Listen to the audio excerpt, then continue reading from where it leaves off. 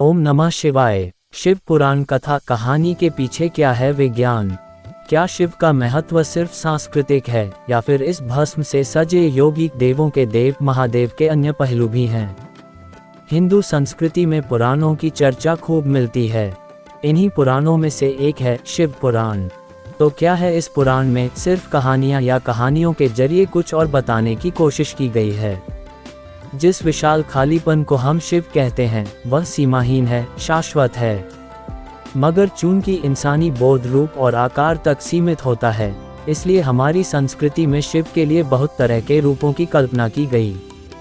गूढ़ समझ से परे ईश्वर, मंगलकारी शंभो, बहुत नादान भोले, वेदों, शास्त्रों और तंत्रों के महान गुरु और शिक्षक, दक्षिणमूर्ति, आसानी से माफ कर देने वाले आशुतोष, सृष्टा के ही रक्त से रंगे भैरव, संपूर्ण रूप से स्थिर अचलेश्वर, सबसे जादुई नर्तक नटराज आदि। यानी जीवन के जितने पहलू हैं उतने ही पहलू शिव के बताए गए हैं। आमतौर पर दुनिया के ज्यादातर हिस्सों में जिस चीज को लोग दैवी या ईश्वरीय मानते हैं उसे अच्छा ही दर्शाया जाता है, लेकिन अगर आप शिव पुराण को ध्यान से पढ़ें तो आप शिव की पहचान अच्छे या बुरे के रूप में नहीं कर सकते। वह सब कुछ हैं, वह सबसे बदसूरत हैं, वह सबसे खूबसूरत भी हैं, वह सबसे अच्छे और सबसे बुरे हैं, वह सबसे अनुशासित भी हैं। उनकी पूजा देवता, दानव और दुनिया के हर तरह के प्राणी करते हैं। हमारी तथाकथित सभ्यता ने अपनी सुविधा के लिए इन हजम न होने वाली कहानियों को नष्ट भी किया, मगर शिव का सार दरअसल इसी में है। शिव की शख्सियत जीवन के पूरी तरह विरोधाभासी या विरोधी पहलुओं से बनी है। अस्तित्व के सभी गुणों का एक जटिल संगम एक ही इंसान के अंदर डाल दिया गया है। क्योंकि अगर आप इस एक प्राणी को स्वीकार कर सकते हैं तो समझ लीजिए आप पूरे जीवन से गुजर चुके हैं। जीवन के साथ हमारा सारा संघर्ष यही है कि हम हमेशा ये चुनने की कोशिश करते हैं कि क्या सुंदर है और क्या नहीं, क्या अच्छा है और क्या बुरा। लेकिन अगर आप इस एक शख्स, जो जीवन की हर चीज का एक जटिल संगम है, को स्वीकार कर सकते हैं तो आपको किसी चीज से कोई समस्या नहीं होगी। शिव पुराण कहानी के पीछे क्या है विज्ञान?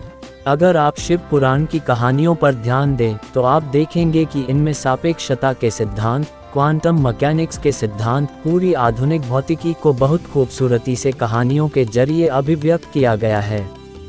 यह एक तार्किक संस्कृति है। इसमें विज्ञान को कहानियों के जरिए व्यक्त किया गया था, हर चीज को साकार रूप दिया गया था, मगर बाद में जाकर लोगों ने विज्ञान को छोड़ दिया और बस कहानियों को ढोते रहे।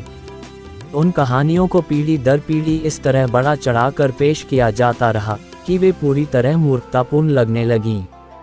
अगर आप उन कहानियों में फिर से विज्ञान को ले आएं, तो यह विज्ञान को अभिव्यक्त करने का एक खूबसूरत तरीका है।